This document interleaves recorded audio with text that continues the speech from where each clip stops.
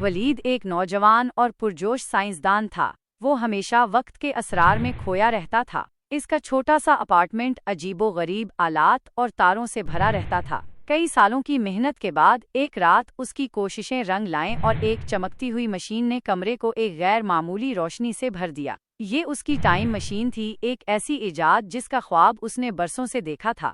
پہلے تو ولید ڈر گیا۔ کیا یہ واقعی کام کر رہی تھی؟ تجسس نے خوف پر غلبہ پایا اور وہ آہستہ آہستہ مشین کے اندر داخل ہوا۔ اس نے کچھ بٹن دبائے اور ایک گونج کے ساتھ مشین ہلنے لگی۔ کمرے کی دیواریں دھندلی ہونے لگیں اور پھر سب کچھ غائب ہو گیا۔ جب روشنی واپس آئی تو ولید ایک بالکل مختلف جگہ پر تھا۔ اونچے اونچے پتھر کے بنے ہوئے گھر، گھوڑوں پر سوار لوگ اور فضا میں پرانی صدیوں کی خوشبو تھی۔ اس نے اپنے ارد گرد دیکھا تو اسے احساس ہوا کہ وہ ماضی میں پہنچ گیا ہے۔ گھبراہٹ کے باوجود وہ اس نئی دنیا کو دیکھنے کے لیے پرجوش تھا۔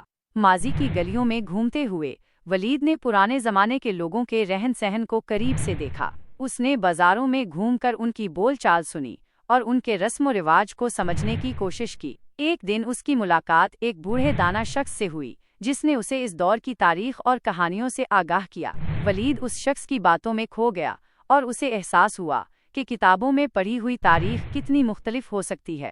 کچھ دن بعد ولید نے اپنی مشین میں واپسی کا سفر شروع کیا۔ اس نے سوچا کہ مستقبل کیسا ہوگا۔ تجسس اسے دوبارہ اپنی مشین میں کھینچ لے گیا۔ اس بار اس نے مستقبل کا سال مقرر کیا اور ایک بار پھر سفر پر روانہ ہوا۔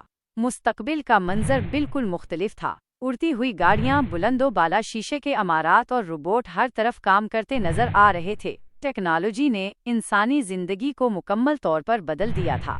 ولید نے حیرت سے اس ترقی کو دیکھا، لیکن اسے انسانوں کے درمیان ایک عجیب سی بیگانگی بھی محسوس ہوئی۔ اپنے ان دو سفروں نے ولید کی زندگی بدل دی۔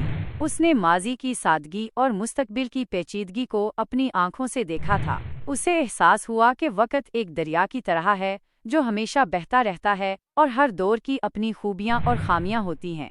واپس اپنے اپارٹمنٹ میں پہنچ کر ولید نے اپنی ٹائم مشین کو ایک طرف رکھ دیا۔ اب وہ وقت کے اسرار کو سمجھنے کے ساتھ ساتھ حال کی قدر کرنا بھی سیکھ گیا تھا۔ اس نے اپنی کہانی لکھنی شروع کی تاکہ دوسرے بھی وقت کے ان دلچسپ سفروں سے کچھ سیکھیں۔ اس کی کہانی نے لوگوں کو ماضی اور مستقبل کے بارے میں سوچنے پر مجبور کر دیا اور انہیں اپنے حال کی اہمیت کا احساس دلایا۔